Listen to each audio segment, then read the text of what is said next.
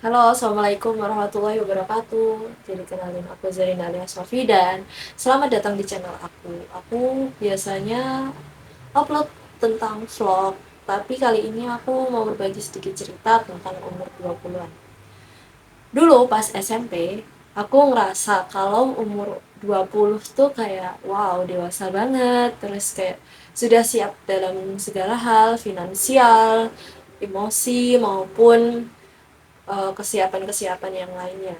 Dan ternyata pas kita sampai di titik itu kayak ngerasa wah gini ya jadi 20. Jadi yang pertama aku rasain jadi umur 20 itu adalah kayak apa ya, kok masih di sini aja, kenapa kok aku masih ngerasa stuck di titik itu gitu. Jadi kayak ada sedikit kebingungan, dan sedangkan aku di sini masih kuliah dan masih tinggal di rumah orang tua aku, dan itu kayak ngerasa kayak apa aku berbeda ya, apakah aku bener tuh di jalan ini, kayak apakah nggak apa-apa aku menjalani hidup seperti ini gitu. Tapi ternyata lambat laun aku mulai nerima di umur 21 sekarang. Umur 20-an itu bukan cuma tentang kita dewasa, tapi tentang gimana cara kita nyari diri kita sendiri. Aku sempat beberapa hari lalu aku kayak bener-bener yang breakdown, nangis banget, dan aku nggak tahu kenapa sih aku tuh di sini gitu. Kayak apa ya? Susah dijelasinnya karena memang kayak ada fase kebingungan gitu di diri kita, kayak aku emang beneran loh di sini soal. Dan alhamdulillahnya sekarang udah lebih tenang, terus juga kayak introspeksi diri sendiri, ternyata gak semua hal yang kita pengenin tuh harus terwujud. Dan aku berpikir misal aku nggak ke Universitas 11 Maret sekarang, aku nggak bakal dapet temen-temen yang seperti sekarang, aku nggak bakal dapet beasiswa, aku nggak akan kenal sama dosen-dosenku yang sekarang. Walaupun berat, tapi ada beberapa skill yang memang ternyata dibutuhkan banget di zaman sekarang, terutama bagi lingkungan agama yang mungkin kayak terlalu ada beberapa yang fokus mereka memang di agama, dan memang harusnya ada beberapa orang yang fokus ke teknologi agar pendidikan yang ada di pondok pesantren ataupun yang di khusus di bidang agama itu tidak tertinggal daripada sekolah-sekolah negeri yang lain. Dan di sini aku sadar kalau oh ternyata mungkin aku disuruh ke UNS di jurusan teknologi pendidikan karena memang ada uh, keperluan umat yang harus aku bantu gitu. Walaupun ya aku belum bantu apa-apa sampai sekarang, masih dikit banget, masih dikit. Dan semoga saja yang sedikit ini tuh bakal bakal nuntun aku ke jalan yang selanjutnya gitu.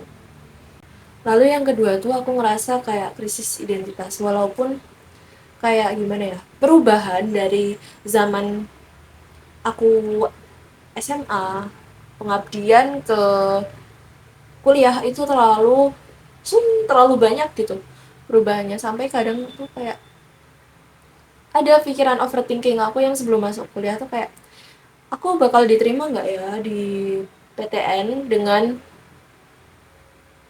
kondisi aku yang seperti ini, maksudnya cadaran, apakah temen-temen bakal nerima kalau misalkan aku tuh pakai pakaian yang seperti ini, yang mungkin kurang umum kalau di PTN ataupun di sekolah-sekolah negeri lainnya.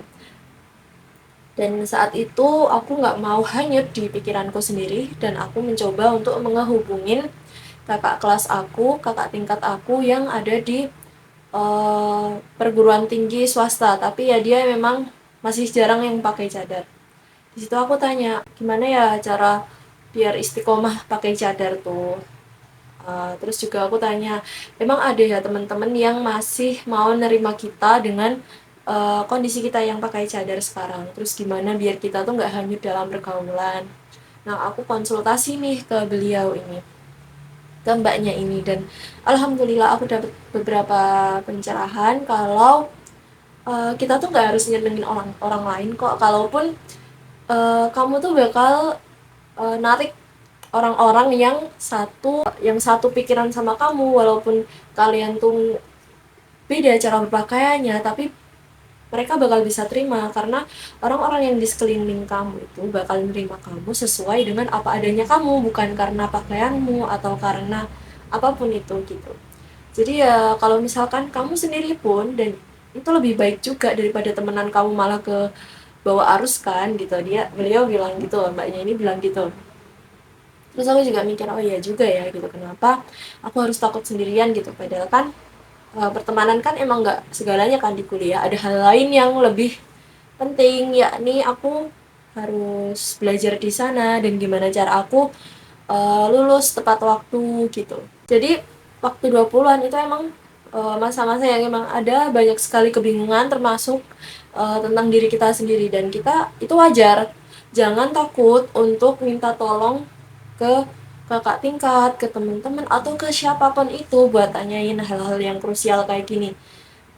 Soalnya kalau misalkan kita nggak ada tempat buat tanya, bisa-bisa kita yang kebawa arus dan bisa-bisa kita hanyut dalam pertemanan-pertemanan yang nggak kita pengenin sebelumnya, dan itu menguras kayak diri kita tuh kayak kegerus gitu, bukan bukan diri kita lagi gitu. Dan itu banyak aku temuin di beberapa kasus. Mungkin dari luar kelihatannya kayak apa ya, kayak oh fine fine aja gitu, tapi kan kita nggak tahu yang di dalam hatinya mereka gimana. Mungkin ada perasaan, tetap ada perasaan lah, kenapa ya kok bisa seberubah ini. Jujur walaupun aku berpakaian seperti ini, tetap ada kekosongan yang kayak kok aku kayak gini ya sekarang gitu, kayak gitu. Dan itu emang harus kita yang urus sendiri sih gitu, karena memang dulu di pondok tuh kita udah biasa dikasih jadwal terurus dan tertata, tiba-tiba dilepas sendirian gitu. Dan semoga aja kita nggak terbawa arus dalam kebingungan seperti itu. Lalu yang ketiga, kalau umur 20-an itu fokus sama goals kamu, tujuan kamu. Kamu tuh pengen apa sih di sekarang? Kalau misalkan kamu tujuannya buat belajar, ya fokus coba. Kamu misalkan belajar, cari beasiswa, dan mandiri. Nah, misalkan itu nih 3 goals kamu.